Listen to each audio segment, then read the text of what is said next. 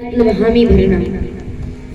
वो श्री शिव जी ध्यान में नेत्र बंद किए और आसन लगाए, बैठ गए। कथा प्रारंभ, कथा सुनाने लगे।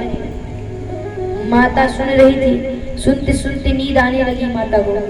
जब वो आई, ऊपर ही एक पेड़ था, उस पेड़ में एक घोड़े में तोते का बच्चा बैठा हुआ था।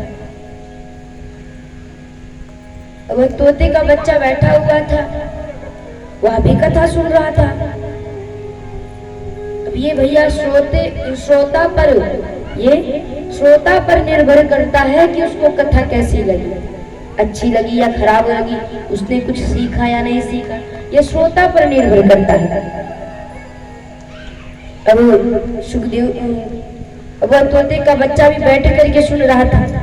वह तोते का बच्चा भी बैठ करके सुन रहा था। उसे कथा बड़ी मधुमयी लगी, बड़ी प्यारी कथा लगी। तो उसने क्या किया, उस तोते के बच्चे ने, तोते का तो काम ही होता है रटना, जो एक बार सुन ले तो उसको रटते रहे। जब देखा माँ पार्वती सोने वाली है तो सोचा कि अगर माँ पार्वती सो जाएंगी तो श्री शिव जी कथा सुनाना बंद कर देंगे। अगर माँ पार्वती ने हुंकारी भरना बंद की, हामी भरना बंद की, तो श्री शिव जी कथा सुनाना बंद कर देंगे, विश्राम कर देंगे वाणी को। और फिर न जाने कब माता के मन में जगे आस, चले कथा सुने, तो तब श्री शिव जी सुनाएंगे। और क्या पता हम इस स्थान पे रहें कि ना रहें। तो वो तोते के बच्चे ने सोचा क्यों ना हम ही हुंकारी भरें। तो अब उस तोते ने सुना था कैसे हुंकारी भरी जाती है, हामी भरना चालू कर दिया इस तोते के बच्चे ने।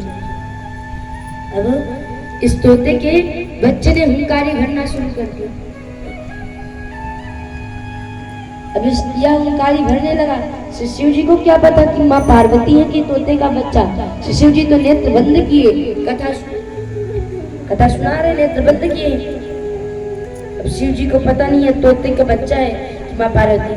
कथा संपन्न भई, नेत्र खोले, देखे माँ पार्वती सो रही। देखते ही सोचने लगे कि माँ पार्वती अगर सो रही तो कथा सुन कौन रहा था, हुंकारी कौन भर रहा था, सुन कौन रहा था। श्री शिव जी सोचने लगे और क्रोध में आ गए। क्यों? क्योंकि जिसने भी सुना है इस कथा को, उसने बड़े छल से सुना है।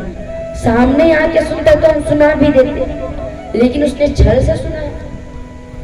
तब तो श्री शिव जी क्रोध में और देख रहे किसने हामी भरी, किसने हुंकारी भरी।